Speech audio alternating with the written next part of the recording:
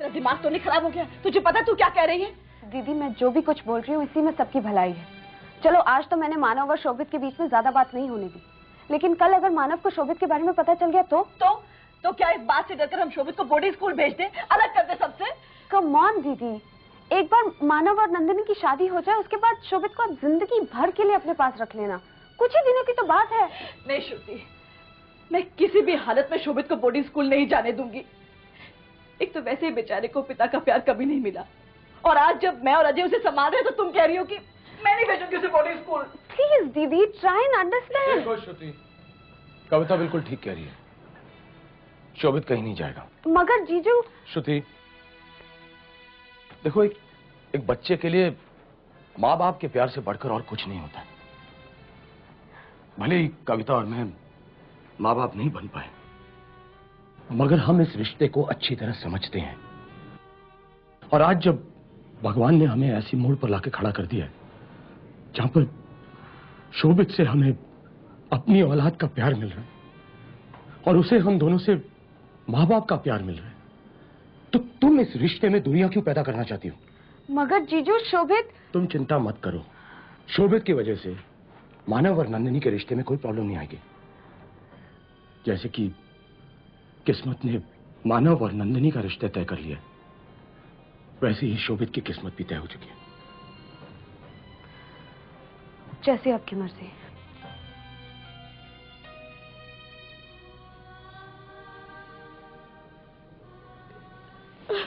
Thank you Ajay. बस कविता, शोभित हमारा बेटा है।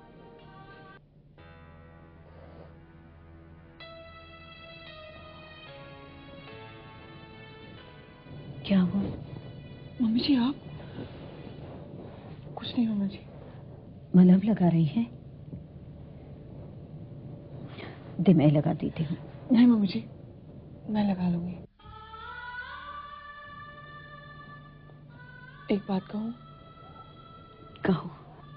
कुछ दिनों से मैं एक बात नोटिस कर रही हूँ। कौन सी बात? बात यह है मम्मी जी कि प्रथम में बहुत चेंज आ रहा है और वो आपको बहुत मिस भी कर रहा है। मैं भी देखती हूँ ना, कितने दिनों तक ये चेंज रहता है। जहां तक मुझे मिस करने का सवाल है, मुझे तो यही लग रहा है वो सब जताने के लिए नाटक कर रहा है। मैं तो पक्का जान चुकी हूं, ये लड़का कभी नहीं सुधर सकता, कभी नहीं। मम्मी जी, कहीं मैं एक माँ और बेटे के बीच तो नहीं आ गई ना? अरे ऐसा क्यों सोचती है?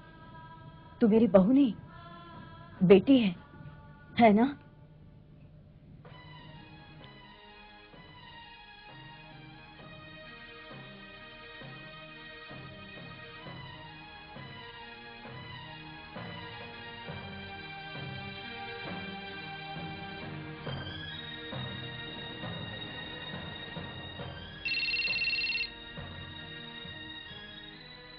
हेलो।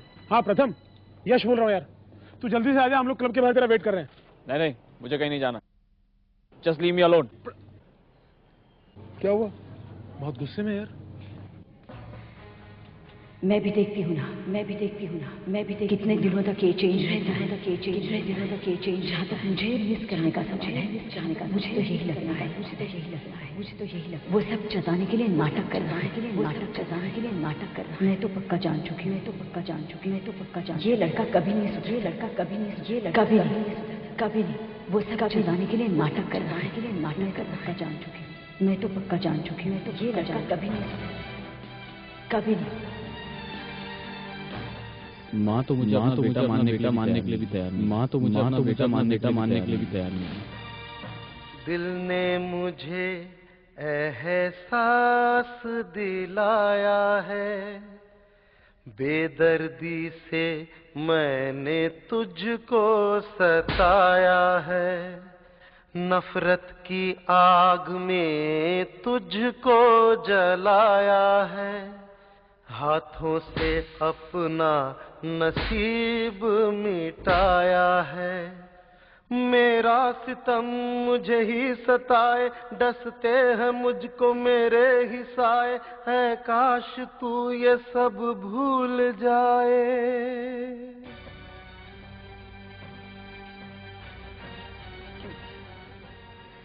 क्यों किया मैंने? क्यों?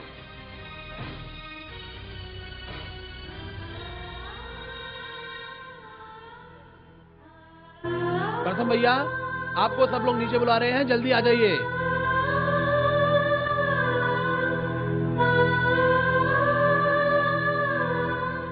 अरे भाई क्या बात है, आज प्रथम हमारे साथ भोजन नहीं करेगा? इनसे पूछिए। प्रथम छत पर है, मैंने रघु को भेजा है उसे बुलाने के लिए, अभी आता ही होगा। ये लो भाई, प्रथम की बात की और वो आ गया। लो भैया, इसको पराठे दे लो। बैठे बैठे। अरे प्रथम, ये क्या हुआ? अरे ये क्या हुआ तुम्हारे हाथ को? दिखाओ दिखाओ दिखाओ दिखाओ। अरे दिखाओ भाई। चोट लगी कैसे? अरे गंदे हाथों से मत छुओ। तुम्हारे हाथ को। Oh my God. अरे अरे आपके पास रुमाल है? अरे रघु, चल तो नहीं ना। कुछ नहीं।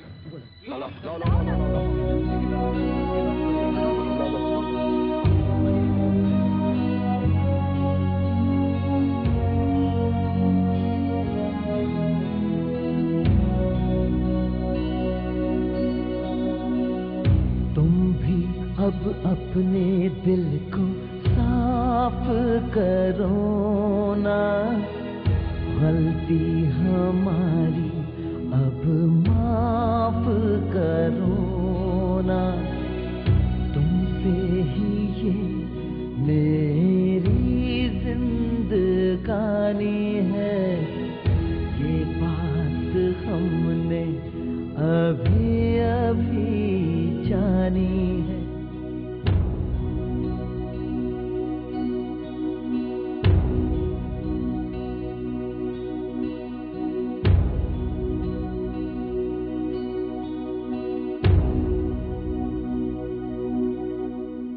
कृष्ण शरणम। अरे बड़ी, कृष्ण शरणम। अरे यार तूने पढ़ा पेपर में क्या लिखा है?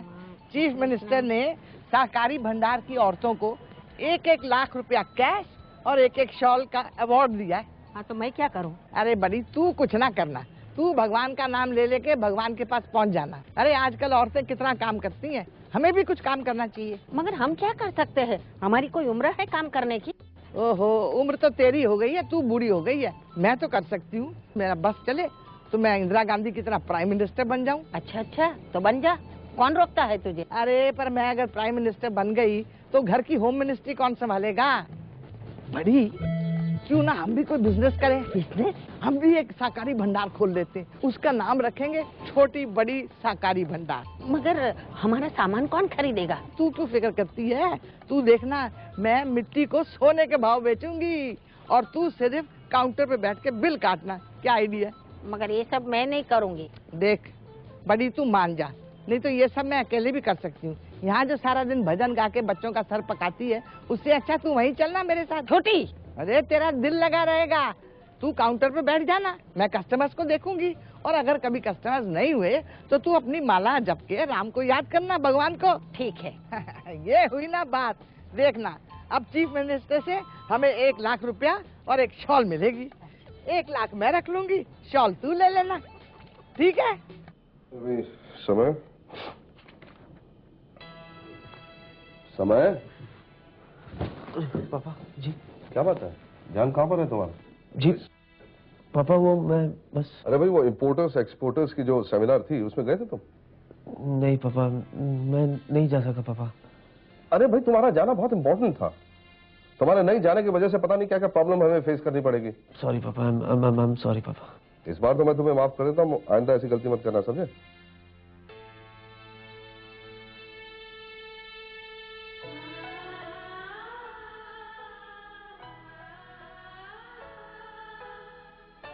गलती तो किसी से भी हो सकती है, मुझसे भी हुई है, पर पापा ने तो मुझे माफ कर दिया। तो क्या मुझे नताशा को माफ नहीं कर देना चाहिए? मैं नताशा को मनाऊंगा, मैं मनाऊंगा नताशा को।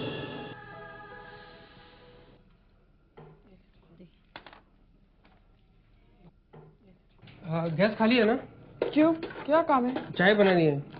चाय तो तैयार है, किसको चाहिए? प्रथम भैया ने मंगवाई है।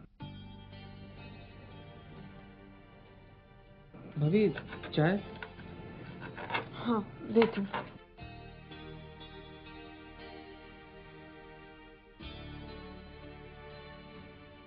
रघु। जी आया दादी। भाभी मैं जाऊँ? छोटी दादी बुला रही है। आप प्रथम भैया को चाय दे देंगे ना? नहीं रघु, तू चाय लेके जा। ओ रघु, इधर आ। आया दादी। तू जा। भाभी जाना। रघु। जी आया। नहीं, मैं प्रथम को चाय देती हूँ।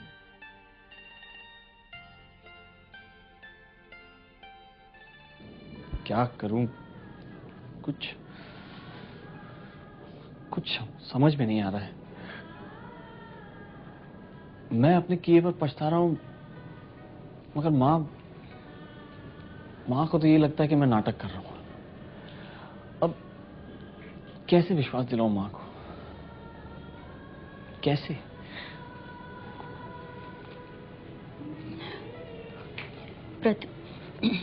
प्रथम। माँ, आप? तुम्हारी चाय।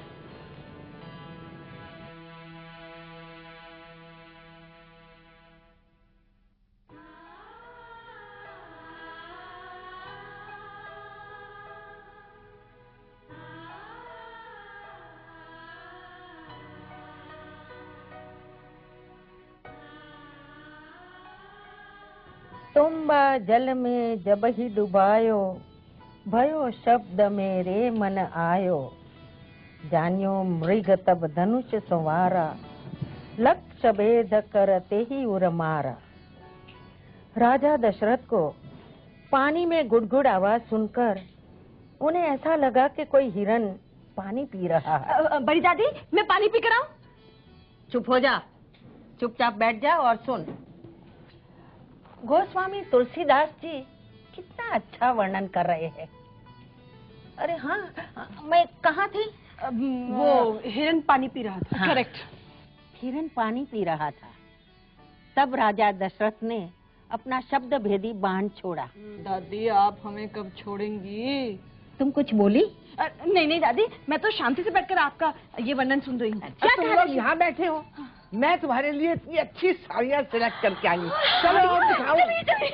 छोटी, तू भी क्या खुद तो पूजा पाठ करती नहीं हो, और जब इन लोगों को मैं शांति से पाठ सुना रही हूँ तो तुम इन लोगों को साड़ियाँ दिखाने ले जा रही हो। हाँ हाँ, मुझे मालूम है तेरी शांति। शांति से सुन रहे कि जबरदस्ती सुन रहे? क्यों बेटे, तुम लोगों को मेरा पाठ सुनना अच्छा नहीं लग रहा? नहीं नहीं मम्मी जी, ऐसी कोई बात नहीं है। बहुत अच्छा लग रहा है। आप पढ़िए ना। हाँ, बताइए दशरथ जी ने आगे क्या वर्णन किया है। हाँ।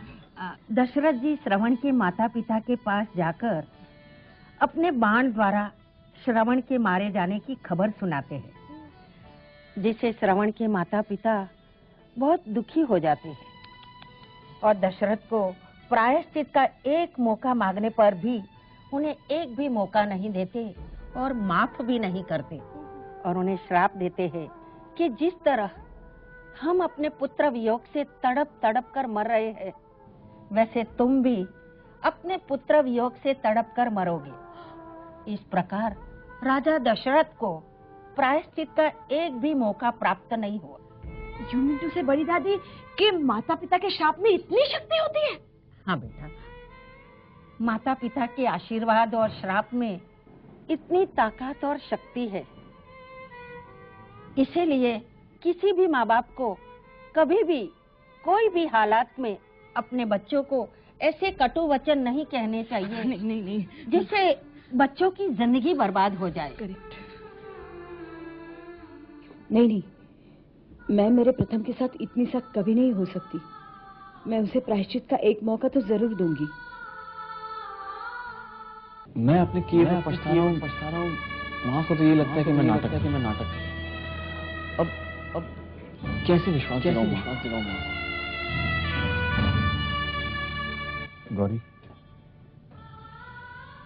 गौरी प्लीज मुझे माफ कर दो।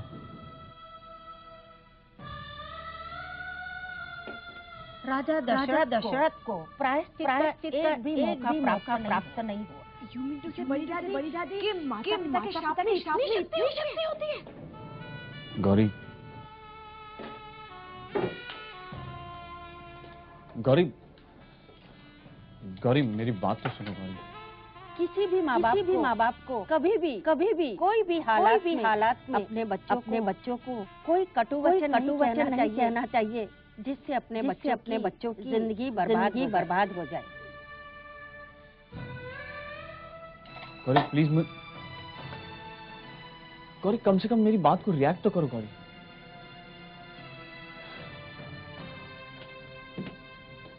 अरे मम्मी जी आप मुझे बुलवा लिया होता। गौरी, बात ही कुछ ऐसी है कि मुझे आना जरूरी पड़ा। क्या बात है मम्मी जी? गौरी, प्रथम ने जो जख्म तुम्हें दिए हैं उसके निशान तो तुम्हारे शरीर पर से मिट जाएंगे, पर जो चोट तुम्हारे दिलो दिमाग पर दी है उसके निशान मिटाना उतनी आसान बात नहीं है। लेकिन फिर भी एक बार मैं चाहती हूं कि तुम उसे प्रायश्चित का मौका दो। इसलिए नहीं कि वो तुम्हारा पति है या मेरा बेटा है, इसलिए कि तुम एक अच्छी इंसान हो और एक अच्छे इंसान के प्रति एक बार तुम उसे माफ कर दो। देखो गौरी, तुम्हारी माफी इस कुटुंब के खुशियों के लिए बहुत जरूरी है और मैं नहीं चाहती कि तुम और प्रथम के रिश्तों के कड़वाहट के छींटे इस कुटुंब पर पड़े। मुझे जो कहना था मैंने कह दिया। अब आखिरी फैसला तुम्हारे हाथों है, पर एक बात का यकीन जरूर दिलाऊंगी, जो भी फैसला करोगी उसमें तुम्हारी ये मां तुम्हारे साथ रहेगी। मां,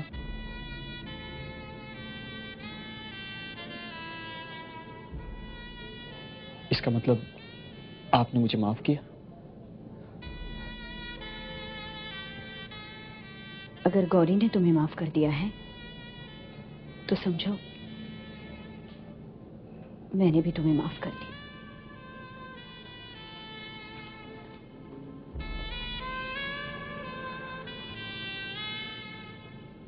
मैं जानता हूं तुम मुझे कभी माफ नहीं करोगी।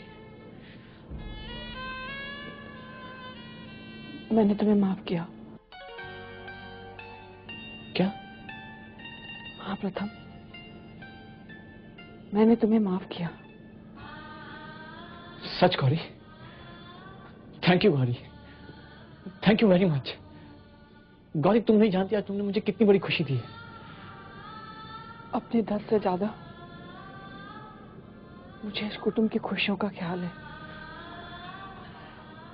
मैं वादा करता हूं गौरी, फिर कभी भी तुम्हें दुख नहीं दूंगा। मुझे दुख भले ही दे दो प्रथम, लेकिन अपने परिवार के इमोशंस के साथ कभी मत खेलना। वो लोग तुम्हें बहुत प्यार करते हैं। I know, I try my best. Gauri,